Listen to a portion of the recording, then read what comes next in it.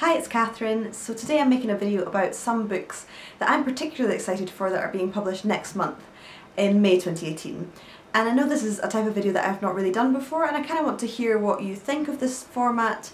It's something that I'm really interested in making videos sort of monthly about. I'm always looking forward to see what is going to be published in the near future, and because publishing is an industry that I'm kind of starting to work in, it's stuff that I need to know as well, so I thought it would be quite nice to just share the knowledge that I have with you and then just share the things that I'm particularly excited about.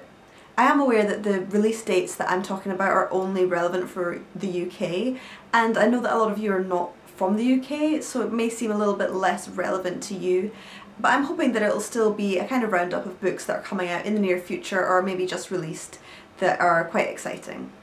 So I have a list of 12 or so books here from various publishers in the UK, and I'm just going to go through by publisher talking about all the books that I'm looking forward to next month, and I'll be referring to my notes a little bit here because I have not memorised all these off by heart.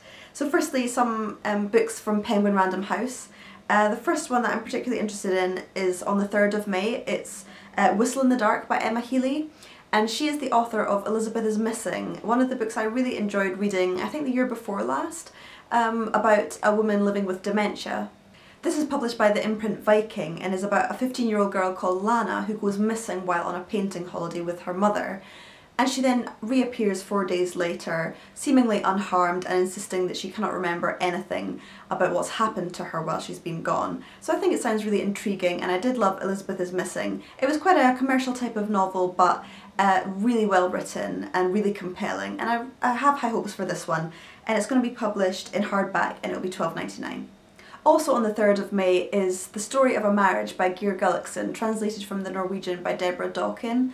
And this one is a novella about the breakup of a 20-year marriage, and the publisher says it's about the gripping but slippery narrative of obsession and deceit. So that sounds pretty interesting to me. This is also hardback and £12.99. Next, on the 24th of May, is The Water Cure by Sophie Mackintosh, and I hadn't heard anything about this until I looked at the publisher's catalogue, but I thought it sounded pretty interesting. It's published by Hamish Hamilton and is a coming-of-age story about 3 sisters living in isolation, and the publisher describes it as a feminist fable about suffering, sisterhood and transformation. Sounds pretty good. Also hardback and £12.99. The last one from Penguin is also the 24th of May, and it's called Motherhood by Sheila Heti, and it's published by the imprint Vintage, which I always find publishes really interesting sounding books. And this one says it treats one of the most consequential decisions of early adulthood, whether or not to have children, with the intelligence, wit and originality that have won Sheila Heti international acclaim. And when I was reading the synopsis for it, it sounds very much alike to Sight by Jessie Greengrass, which has just been shortlisted for this year's Women's Prize for Fiction, and I really loved it. So I'm quite interested to read this one and see how it compares. I also have one from Orion, which I thought sounded really interesting. It's coming out on the 1st of May and is called The Map of Salt and Stars by Jennifer Zeynab Joukhadar. It said it was for fans of The Kite Runner, and I really enjoyed that book, so it immediately piqued my interest. Supposedly it's a moving magical novel about one Syrian girl's journey to find her way home. And fairly unsurprisingly, there are going to be quite a lot of novels and non-fiction depictions of Syrian refugees. It's a really important international issue at the moment, and it's something that I really want to read more about. So I'm looking forward to that one. It will also be in hardback and £14.99. I just have one from Scholastic that I'm particularly interested in, but I think it's one that a lot of you will have already heard about. There's been a lot of buzz surrounding it online, and it is The Surface Breaks by Louise, which is coming out on the 3rd of May. It's a feminist retelling of The Little Mermaid, which Louise O'Neill wrote at the same time as she wrote her first book for adults called Almost Love, which came out in March. O'Neill wanted to challenge the traditional aspects of fairy tales that paint women as entirely passive, and she also recast the sea witch Ceto in this book in more feminist terms, rejecting the stereotypes of older female characters as evil crones. There's just one book coming out from Granta next month that I think sounds really cool, and it's a reissue of a Creole classic, Texaco by Patrick Chamoiseau. It also won the 1992 Prix Goncourt. It's about a town in Martinique called Texaco, which is being threatened by urban planners, and it's become a classic in Caribbean literature over the last couple of decades. I'm always interested to see what books Faber and Faber are going to come out with, because I think they do some really amazing literary fiction. And for next month there was one in particular that stood out, which is coming out on the 17th of May, and it's called Milkman by Anna Burns. It's compared to Amy McBride, which really interested me, and supposedly it's an examination of mental health problems during the Troubles and follows a protagonist known only as Middle Sister. The description of it by the publisher is quite cryptic and vague. They say Milkman is a tale of gossip and hearsay, silence and deliberate deafness. It is the story of inaction with enormous consequences. So yeah, a little bit offbeat sounding, but I think it sounds pretty interesting too. And that one is going to be in hardback and £12.99. The next one from Fourth Estate I've already seen doing the rounds on social media a little bit. It's coming out on the 17th of May. It's called Darling by Rachel Edwards.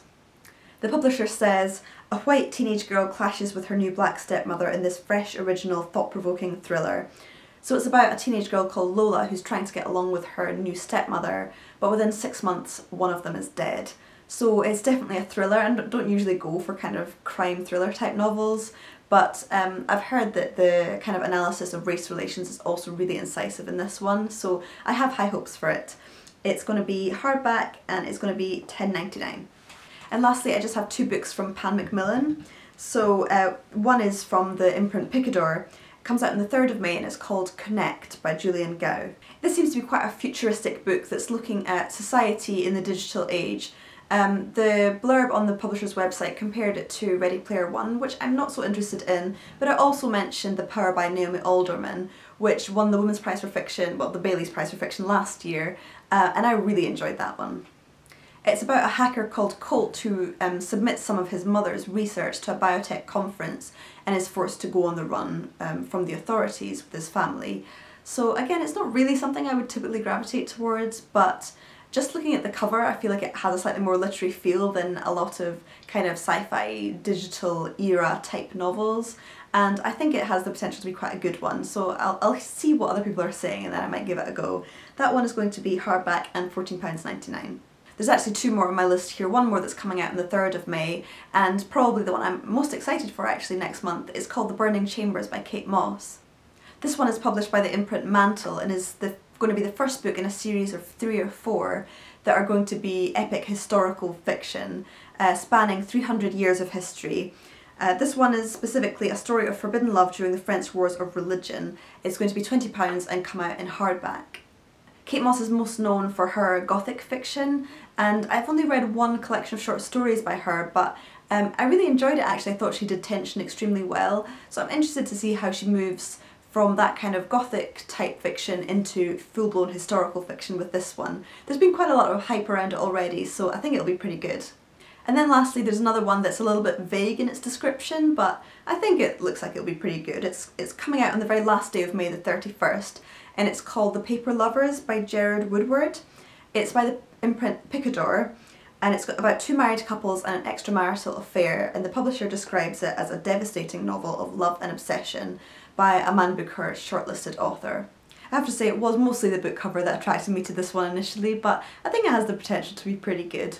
So those are all the recommendations and things that I'm excited for that are coming out next month. And I hope you enjoyed this video. I know it's a little bit different, but it is something that I'd quite like to make into a series kind of towards the end of each month, talking about what's up and coming in UK publishing for the next month. So yeah, I hope it's a format that you enjoyed. Let me know, and let me know if there's any other books that are coming out next month that I've completely overlooked, because I'm sure there are plenty. The more research I did in this topic, the more I realised, wow, there are quite a lot of books that get published every month. But these are just a small selection of the ones that I think will be really great. So I hope you enjoyed this video, and I'll see you really soon. Bye bye!